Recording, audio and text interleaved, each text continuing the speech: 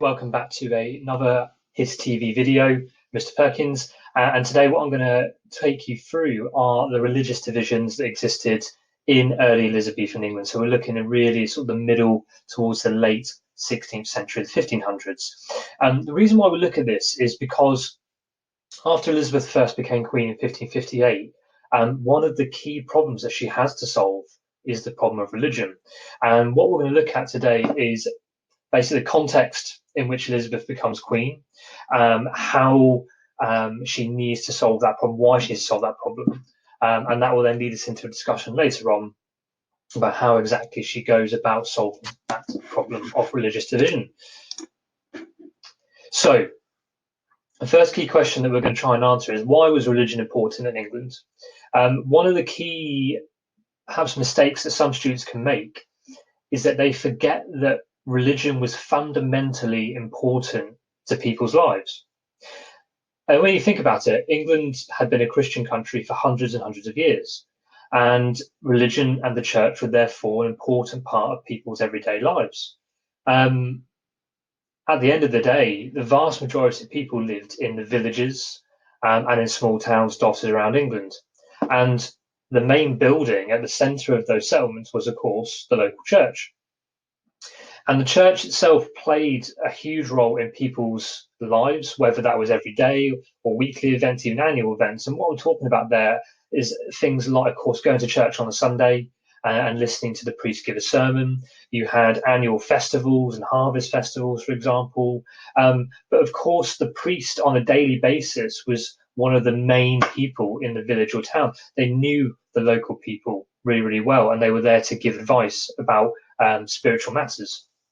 So the church plays a really influential role in society in England in the 16th century, as it had done for hundreds of years. But what did change were the events that took place towards the beginning of the century, in the early 1500s. So after 1517, you have the Reformation in Europe. So you need to remember that before the 16th century, in Western Europe, you really have Catholicism. That's the only Christian denomination. All right, so you've got the Catholic Church led by the Pope in Rome. But what begins to happen is that a lot of people, a lot of Christians begin to become disillusioned with the teachings of the Catholic Church and a lot of the rules that they set, and a lot of the beliefs, and there were disagreements. After 1517, people like Martin Luther, a German monk, begin to challenge some of those ideas of the Catholic Church. What begins to happen is we begin to see a split in Christianity in Europe between Catholicism and the new Protestant church. And this story then plays out in England as well. Now, you probably are aware that Henry VIII had 6 wives, and of course, his divorce from his first wife, Catherine of Aragon, and his marriage to his second, Anne Boleyn, well, that was the story of the English Reformation, because what Henry had to do in order to marry Anne Boleyn was to break from Rome. He had to make himself supreme head of the church in England. And by doing that, he could then grant himself a divorce from Catherine, allowing him to then marry Anne Boleyn and potentially then have a son and heir. Now, this matters because after that, in England, people begin to identify strongly as either Catholic or Protestant, and believing that their very faith would determine whether they went to heaven and they had eternal salvation, or whether they went to hell and faced eternal damnation, torture, and a pretty horrible afterlife, to be honest. So this is really important just to remember that basically everybody in England is fundamentally religious. And a really good source to just help you remember that is this doom painting from the Children Church in Surrey. So a doom painting like this really shows some of the key religious beliefs that people had at the time. And your teachers may well have shown you this before, but if they haven't, just a little reminder of some of the key symbols that you can see here. So you might already be able to work out that we've got this kind of dividing line here, sort of going through the middle of the painting. And above that, you've got a heavenly scene with angels, for example. You've got an angel weighing human souls to decide their fate. And you've got these human souls here clambering into heaven. Below that, you've got a more hellish scene where you've got all sorts of torture being depicted here. So you've got devils basically boarding people's souls here on the left. You've got souls of sinners falling into hell. It's a pretty nasty scene. But the idea was that people in medieval and early modern England were being shown, look, this is what happens. You either don't sin, you are a good person, and you get into this wonderful place here, or if you sin, you end up in hell, and you end up in this pretty grisly scene going on at the bottom. And it was therefore, for that reason, really important to people that they made the right choice when it came to religion. They were allowed to worship in the way they wanted, because if they were made to worship or practice a religion that was not the one they believed would get them to heaven, then they could have reactions that could pose problems for England's kings and queens and the government. So what exactly were the religious divisions? Well, like I said earlier on, in Western Europe, before the 16th century, you really only got Catholicism. All right, so that's the only one you need to worry about in that sense. But as I explained earlier on, the Reformation in Europe and in England as well, we then see the emergence of a new faith, Protestantism. Okay, so let's be clear, Catholics and Protestants are both Christians, but they disagree with each other over certain aspects of their religion, and I'll talk a little bit about that later on. But over the course of the 1500s, Protestant ideas really begin to spread around Europe and then to England as well. And Henry VIII's son, Edward VI, became England's first truly Protestant monarch.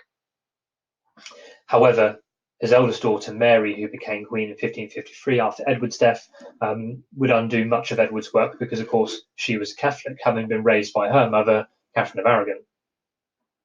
So if we're trying to set the scene, I think there are two things we can look at. All right, so I'm going to start on the right over here with this little roller coaster image. You might be familiar with this. You might well have done this in year 7, some of you. So we call this the Tudor religious roller coaster. And what it's basically showing is that over the course of the 1500s, between 1509 and 1558, when Elizabeth became queen, religion in England really chops and changes, because you get Henry VIII, who, can I just be very, very clear, is a staunch Catholic. All right. Some people may tell you that Henry VIII was a Protestant, but he wasn't. Henry was never convinced by Protestant ideas. But the reason why he's not perhaps quite as high as Mary up there in terms of being a Catholic is because, of course, Henry broke from Rome. He replaced the Pope as the head of the church in England. And therefore, you could argue that he was less Catholic than Mary, who, of course, would come and make the Pope head of the church in England again. But what happens in England is that you get, Henry being a Catholic and not really changing much about the way that people worship in England.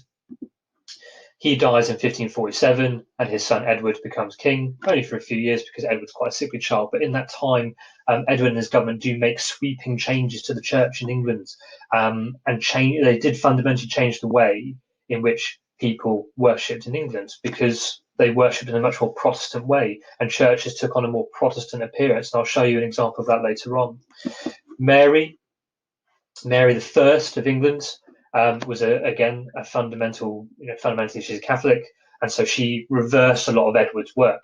So when she died after a short reign by 1558, the people of England had gone through a real topsy-turvy roller coaster of change, religious change, that is. And what that means is that people want stability. People they want their future to be decided, I suppose.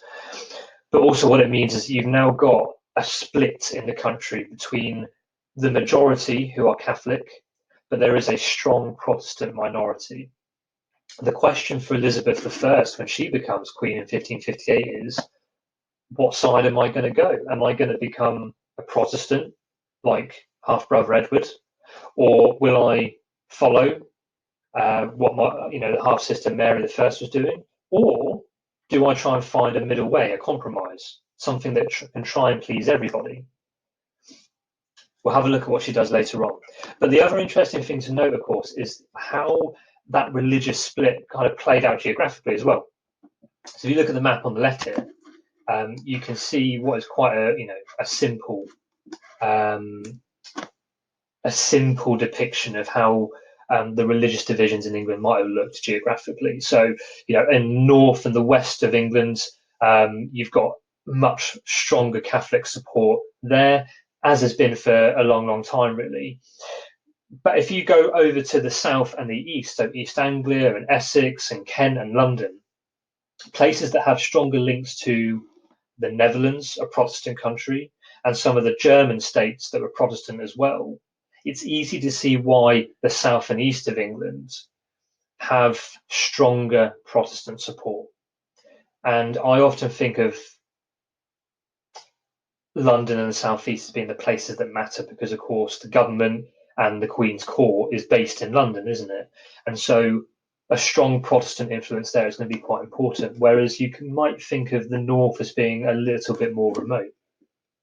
All right, but a word of caution, because this map seems to suggest that basically all the Catholics are up in the north and all the Protestants are down in the south, but actually the picture is a little bit more complex than that, and you will find lots of Catholics in and around the south and the east, and vice versa. You'll find lots of Protestants up in the north as well.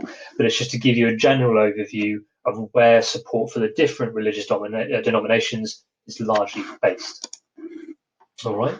So what I'm going to do now is, if I just minimize my photo, please.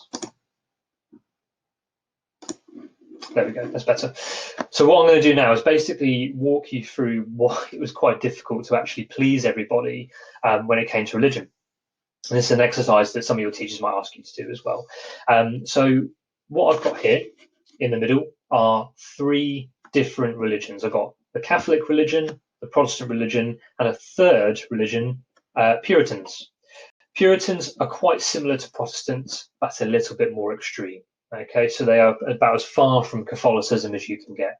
So what I'm going to do, you'll notice that I've got Catholic, Protestant, and Puritan in the middle there, color-coded in red, blue, and green, respectively, because what I'm going to do is I'm going to look at what those three denominations believed in terms of these four aspects around the image. So we look at the Bible and church services, decoration and music in churches, who should be head of the church and how it should be run, and lastly, the clergy. The clergy are the church's senior leaders, so that's your archbishops and bishops, for example. Okay, and what it might be a good idea to do, if you're looking at this as a bit of revision, or you've not really done this before, sometimes it's worth just taking a moment. Feel free to pause the video, by the way. It's worth taking a moment, but basically just to draw yourself a table. All right. So you've got perhaps in your three columns, you've got Catholic, Protestant, Puritan, and then down the side, your four aspects there in the little clouds, and you can just take some notes on essentially what these three denominations believed in each of those aspects. All right. So I'm not going to waste my breath by talking you through all these. I think the best thing for you to do is basically pause the video, which I'll give you an opportunity to do in a second, and then just take some notes on those four things there. Okay, so if you're going to pause the video, do that now. Okay, so I'm assuming you want to move on. So I'm going to move on here to the Protestant beliefs now. Okay, so these are the Protestant beliefs. So again, if you'd like to pause the video and make some notes on these, go for it. And lastly, we've got the Puritan beliefs as well. So I'll give you one last opportunity just to pause your video and make some notes on Puritan beliefs. And just a reminder, the Puritans are similar to Protestants, but a little bit more extreme. Okay. Okay. So these images here just might give you a little bit of an idea of what a church might look like. So on the left, you've got a Catholic church, which you'll notice is very richly decorated, it's very elaborate. You've got stained glass windows, which would have depicted biblical stories, because remember, in a Catholic church, the services were in Latin, not in English. And so that imagery was to help people understand those stories. You've got depictions of the Virgin Mary and Jesus and saints. You've got, a richly decorated stone altar. You've got on the left there a box for confession, which is one of the sacraments where people would confess their sins in the hope that God would forgive them. You've got the crucifix, which was the cross with Jesus depicted upon it. Okay, and you've also got this idea that the priests were very, very special. You know, they were divine, and so the priest himself would have been in a richly decorated vestment or robe. And here you'll notice this little sort of barrier near the altar, which is called a rood screen, which was to basically separate the ordinary people from the priest being the only person who could go up to the altar, because the idea was that the priest would help the people to connect with God. If you contrast that with the church on the right, which is more of a kind of, I suppose, at the other end of the extreme, you know, this is more what a Puritan church might have looked like. So you have very, very plain whitewashed walls. You know, the priest would have been wearing something very, very plain, a plain wooden altar with the bread and wine upon it, no crucifix, just a simple cross. And really, you can see that contrast there between the Catholic Church and one that looks a bit more Protestant or Puritan in nature. So why is religion a significant problem for Elizabeth I? Well, there are a number of reasons. Basically, as I said earlier, religion is a fundamental part of people's everyday lives. So it's important to them that they could follow their conscience. Otherwise, they become very angry and discontent. As I said earlier, the Tudor years had seen a religious rollercoaster of change. So the country and its people wanted some stability. They wanted some certainty about the kind of religion that they were going to be asked to practice by their monarch. Excuse me. Previous Tudor monarchs had faced rebellions with religious causes. So, for example, you had the Pilgrimage of Grace, I think back in the 1530s, and then you had the Prayer Book Rebellion at the end of the 1540s. Not entirely based on religion, but religion was certainly part of the causes of those particular uprisings. But it's not just within England that Elizabeth has to think about. It's also worth bearing in mind that the countries of Europe, like, you know, the mighty Spain, England's traditional rival France, its northern neighbour Scotland, and of course the Pope as well, are all waiting to see what kind of church Elizabeth is going to establish in England. Is she going to continue what Mary was doing and have a Catholic faith? And that would certainly please all four of those. Or is she actually going to go against the wishes of the Pope and others, and actually follow her conscience and establish a Protestant religion? Or is she going to try and do something more in the middle? So what's the evidence that Elizabeth saw this as a major problem that needed solving? Well, I think the key evidence for that is actually, if you look at the problems that Elizabeth dealt with first, there were two. The first one that she dealt with quite quickly was the war with France. Her secretary, William Cecil, saw it as the big problem that needed solving right away, because it had a huge financial impact, and it didn't really look like England was ever going to win that conflict. So the war with France was settled straight away. A peace treaty, the Treaty of Cateau-Cambrésis, was signed quite quickly in 1559. But also Elizabeth's religious settlement was also passed in 1559, the year following her ascension to the throne. So if you were asked, you know, what are the key problems that Elizabeth dealt with first, they are the two: the war with France and the problem of religion. So what we're going to look at in the next video is basically how she deals with this problem, the problem of religion. And she does that through something called the religious settlement. And I'll be talking to you about that in my next video.